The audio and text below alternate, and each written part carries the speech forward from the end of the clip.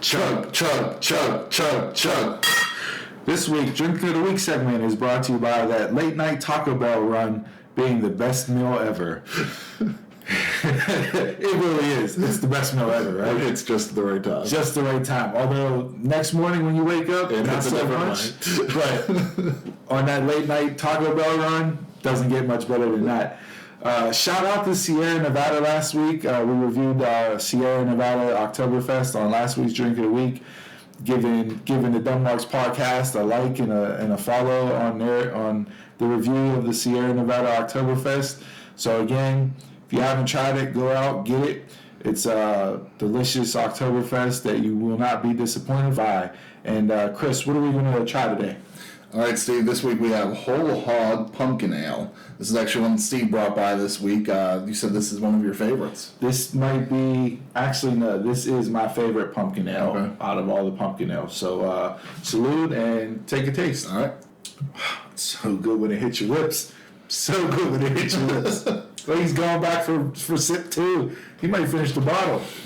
That is a really smooth pumpkin ale. So good, right? Yeah. That is so good. It's probably the first pumpkin ale that I've had that I'm actually tasting, like the pumpkin or the yam, and it almost coats my whole tongue, like, for the flavor profile. So funny that you mentioned that again. You're 2 for 2 with this. Your descriptions match what they write in their description of the beer. So for a Whole Hog Pumpkin Ale, right? What sets Whole Hog apart?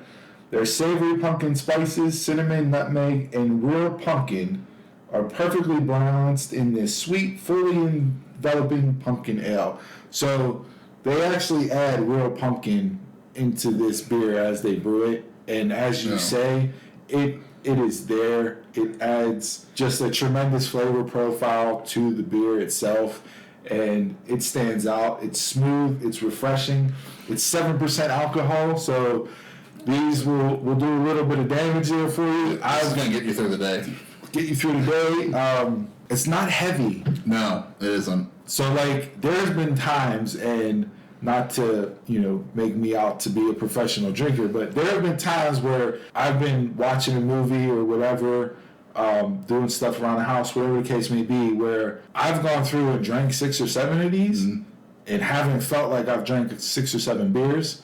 And then all of a sudden, that 7% comes up, with you can, and let you know you've had 6 or 7 of these. So yeah, you're not a professional. No, not at all. My jersey's in the rafters. Jersey's in the rafters. So yeah, no, great pumpkin ale. Like I said, this is my number 1 all-time favorite pumpkin ale. Yeah, you might have got me on this one. Like I said, the thing that I really like about this is that I actually taste the pumpkin whenever I drink it. I'm not saying that there's anything wrong with a pumpkin ale or any other type of fall beer that is heavily into the spices, but that's usually what I taste more than anything. I don't taste the pumpkin. I'm tasting the cinnamon, the nutmeg, what have you. This is probably the first pumpkin beer I've had that the pumpkin really shines through. Yep, super super enjoyable. Love it. It is difficult to find. Okay. I think it's gaining in popularity over the years since I first tried it. So you may have to go to a couple different spots to find a case of it. Where's Whole Hog out of? Here we go. It looks like Wisconsin. Wisconsin, okay. All right. So yeah, so the cheeseheads up there know a thing or two about making a good pumpkin ale. So that could be why it's a little harder to find. Maybe they only release so much. That could be too. But yeah, no, I would highly recommend it, guys. If you're out and you're looking for a pumpkin ale this time of year, by all means, scoop this one up. You will not be disappointed. And on that note, to give it a sumo rating on a scale of 1 to 5 sumos, I mean, it's my all-time favorite, so I got to go with a 5.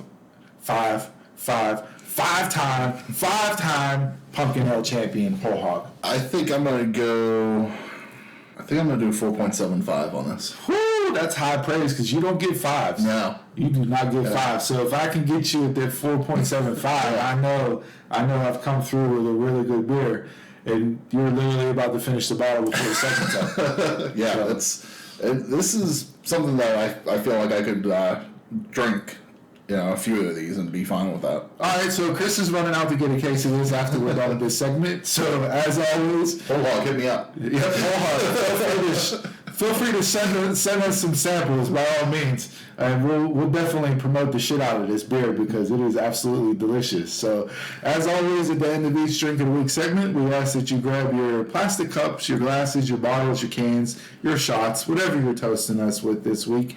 And here it goes to good ships and wood ships and ships that sail the seas. But the best ships are friendships, and friends will always be. Cheers. Salute.